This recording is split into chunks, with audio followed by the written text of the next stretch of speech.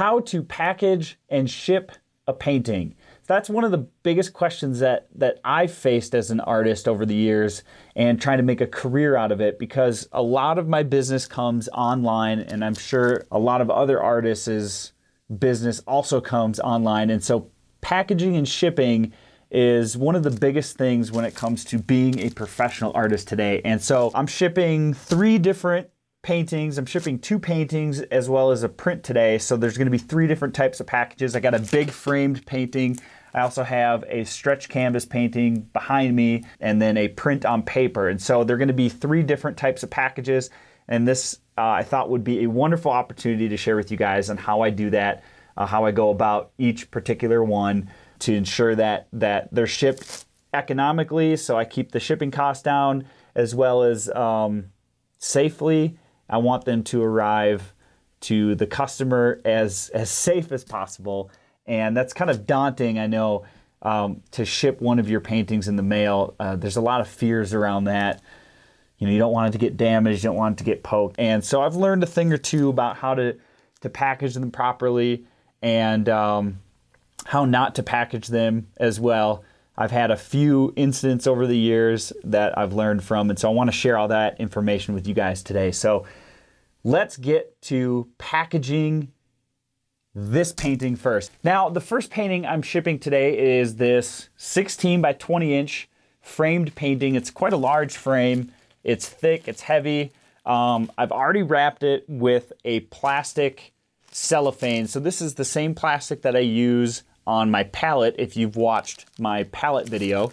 So this is just a rolled piece of plastic. You can buy it at most arts and craft stores, and I just simply wrap the painting up first once everything's ready to go, and tape it so that it's sealed from any environment. I don't want dust and cardboard flakes and stuff to get in there. So I seal the painting up first, and now that this painting is sealed up with plastic, I'm ready to start packaging it up.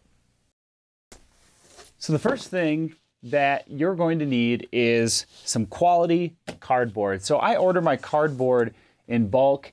It's double-walled cardboard, and this is some really heavy-duty stuff. It's not going to be penetrated very easily, and so this is what I'm going to use. I've got a bunch of sheets over here to the side, and it's what I'm going to use to seal up this painting, get it ready to go for shipment.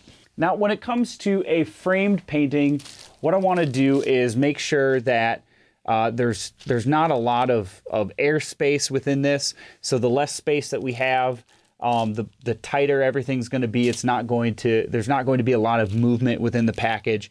And so this is actually the only time that I'll use bubble wrap. Now, the reason I don't like bubble wrap, and I don't recommend it for most anything, is because if you fill a box up with bubble wrap and put your painting in the middle, you can take a knife, you can take something sharp, a blunt object, and you can go right through that plastic. And that's about the protection you're going to get. So that scissors goes right through the bubble wrap. It's not going to protect a lot. And so the reason I like cardboard such as this is if we take a piece and we take the same scissors, it's going to stop it from penetrating the cardboard. So that's going to be a lot more protection for your painting, which is so. Anyways, I don't like bubble wrap, but for this purpose, I will use it. And the reason that I'll use it is because I can place this in the center of the frame, so there's a lot of space.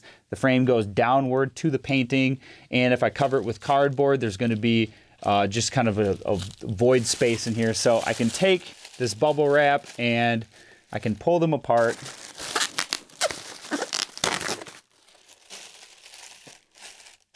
To fit the inside of this frame pretty nicely. I'll take one more. And that is just going to just keep everything nice and tight. When I put a piece of cardboard over the top, it's going to hold everything in place. So that's about the only time that I will use bubble wrap. And now that I've got my bubble wrap, what I'm going to do is center the frame up a bit, and I'll probably push it off to the side. I like to save as much cardboard as I can. And I'm just going to line the frame up with the edge of the cardboard, and I'm going to cut around it so that we have a piece of cardboard the exact dimension of the frame.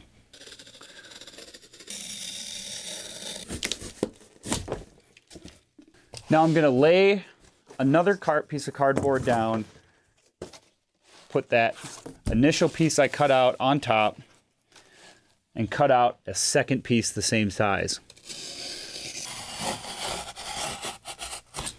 So now that I have my 2 pieces of cardboard cut perfectly to the size of the frame, I'm going to set the frame back on top of one, align my bubble wrap. I'm going to take the second piece, lay it on top to seal everything in. Now, when it comes to the type of tape that I tape this initial layer of cardboard up with, I don't want to use packaging tape, which is what I'm going to use for the outside of the box. I'm going to use a removable painter's tape so that this doesn't stick to any portion of the painting. It also will allow the customer to open it up easily once they get down to this part of the box.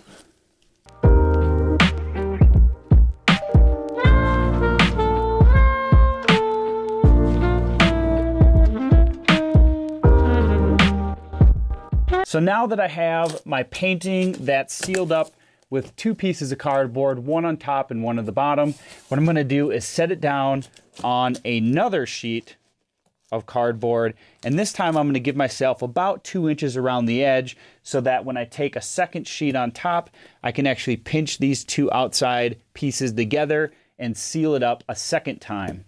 So I'm going to go ahead and cut about 2 inches off, or leave 2 inches. And again, I'm going to take a second sheet. I'm going to line up this piece and cut the same size out again.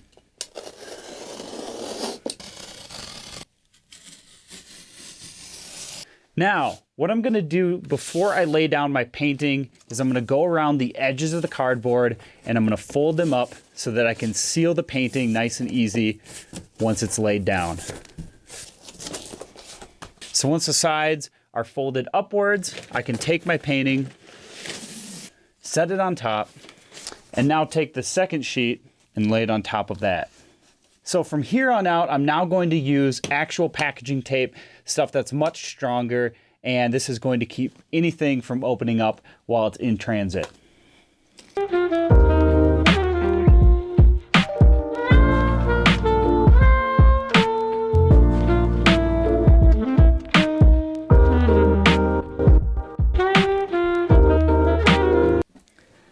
So this painting is now pretty well packaged. We've got 2 layers of cardboard protecting it, as well as that 2-inch space that we left around the edges, which provides a lot of protection from side impact.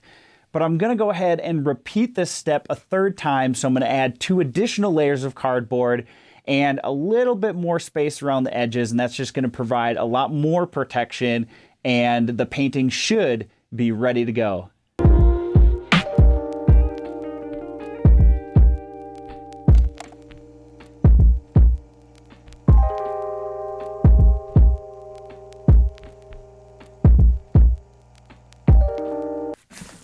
Okay guys, now the first thing I want to stress here is how little bubble wrap is going to protect your painting. By using something that has a solid core or almost solid core like cardboard, you're going to protect against impact much greater than if you used a box with tons of bubble wrap inside. That's literally not going to protect you against anything. So bubble wrap is good to keep things from moving around. And again, I use a little bit for that purpose on the inside, just to fill space if it's hard to fill that with materials such as cardboard or wood or something like that. But it's really not good for any purpose beyond that. So I do not recommend bubble wrap for protecting your painting in any way. It's going to provide a lot of support, but zero protection. This box should be ready to go. I should also mention that I purchased my cardboard through a company called Uline, which is a great place to buy bulk cardboard. I know there's probably some other companies out there as well, but Uline is a great place. I think it works out to about $2 or $2.40 per sheet of cardboard. So these are 30 by 40 inch double walled sheets. And for $2 a piece, you really can't go wrong. So this box, all in all, is probably about $15 or so. And that's a little bit steep. I normally don't package the paintings up quite this heavy duty, but I owe it to my client to ship this in the best box possible. It's a very large, framed, and valuable painting, so I want to make sure that this is protected as well as it can be. But that's pretty much it when it comes to a piece this large. I don't ship them quite this large so often, but when I do, that's how I go about it. So now let's get to this canvas, stretched canvas painting, and the process is going to be pretty much the same, but not quite this elaborate. So let's get to it. All right, so the first thing that we need to do is seal up our plastic. So I've already got my plastic laid out on the board, and I'm just going to go ahead and wrap that up, fold the corners, add my tape. Then the next thing that I'm going to do is virtually the same thing. I'm going to go ahead and take a piece of cardboard, and I'm going to lay this down. And then I'm going to cut carefully around the edge of the painting and then repeat that a second time so we have a piece of cardboard to go on top and bottom of the painting that's cut to the perfect size.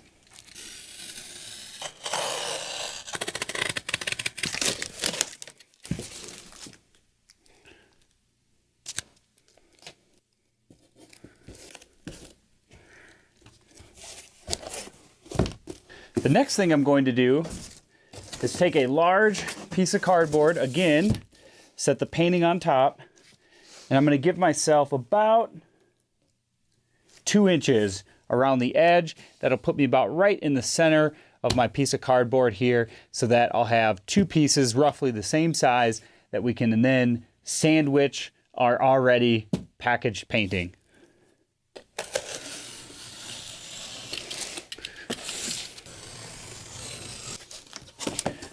Again, fold up all 4 sides of each piece so that can be sandwiched together nice and tight.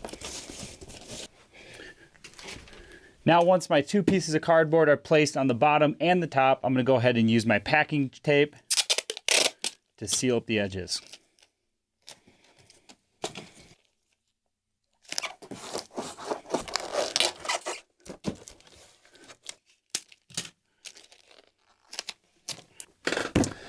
All right, stretched canvas is now packaged and ready to ship.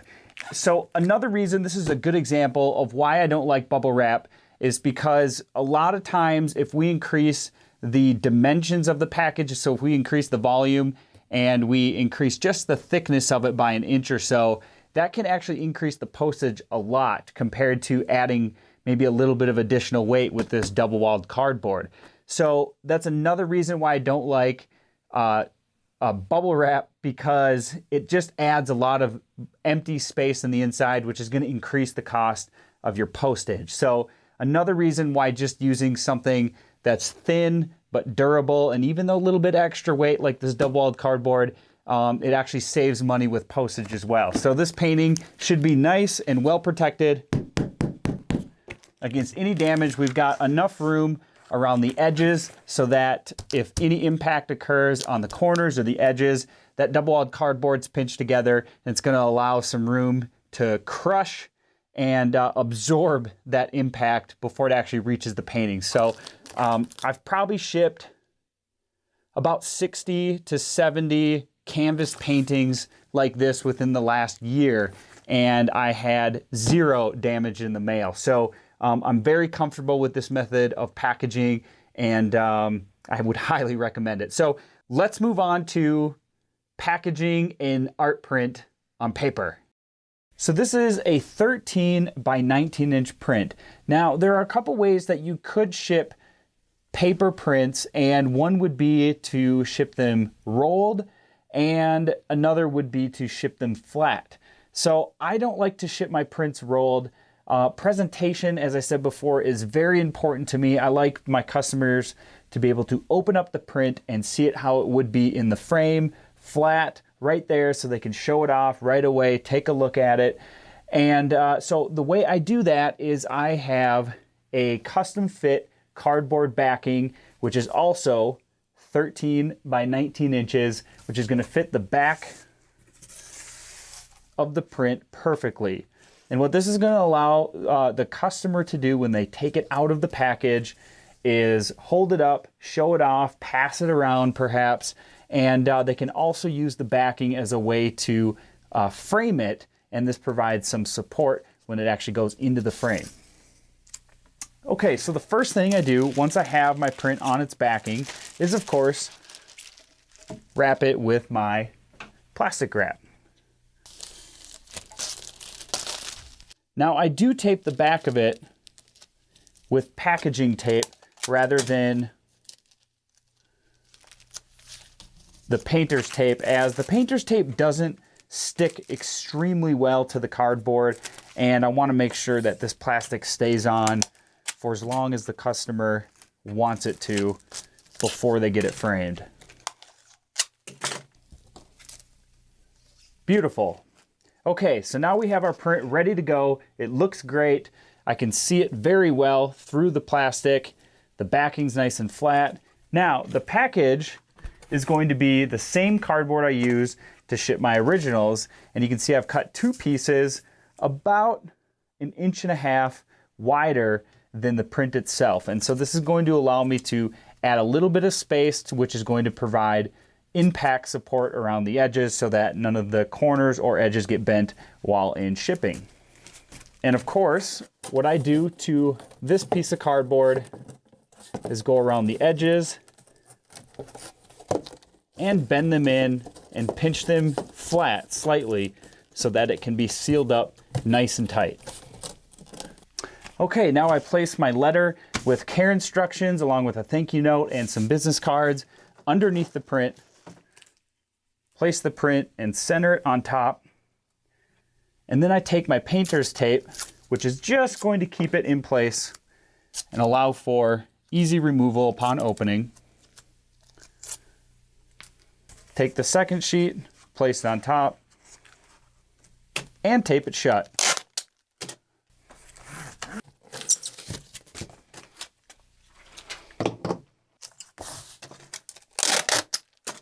So that's everything you need to know about packaging and shipping your original art or prints. So I know that by shipping your prints rolled rather than flat like this, you might save a couple extra dollars with each shipment, but you really want to create raving fans around your art, not just satisfied customers. Raving fans will return, satisfied customers will leave you.